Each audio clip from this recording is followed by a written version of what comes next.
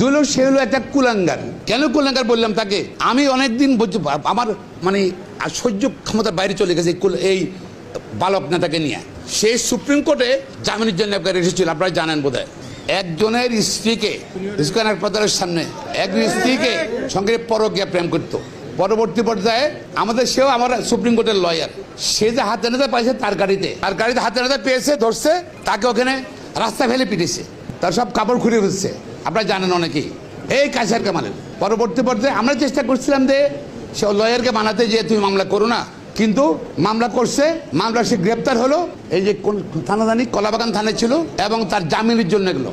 জামিনের জন্য যাওয়ার পর হাইকোর্টে আসার পর হাইকোর্ট তাকে জামিন দিল একটা শর্তে।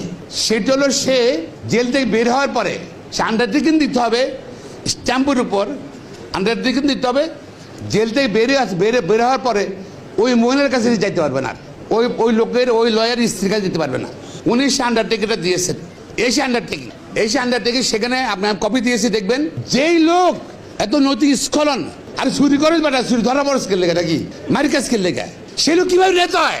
সেই লোক কিভাবে সুপ্রিম কোর্টে নেতা হয়? সুপ্রিম কোর্টে সে আন্ডারটেকিং দিয়েছে, আগে সুপ্রিম তাই আন্ডারটেকিং দিয়ে এই লোকটা জেলতে বাইরেছে সে, এবং পরবর্তীতে জাজমেন্ট দিয়েছে কোর্ট।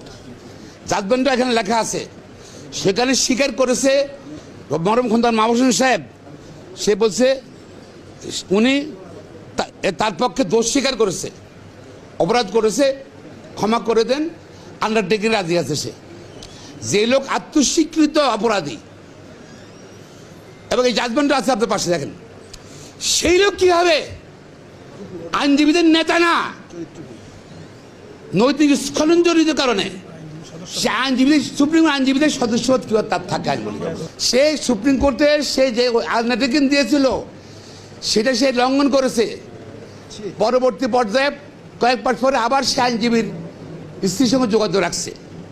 যোগাযোগ করার পর এবং সেখানে এবং ডিভোর্স দিয়ে দিয়েছে, দেখে যোগাযোগ খবর পাওয়ার আইনজীবী ডিভোর্স দিয়ে দিয়েছে। এই লোকটা এখন ওই লোক ওকে বিয়ে করছে।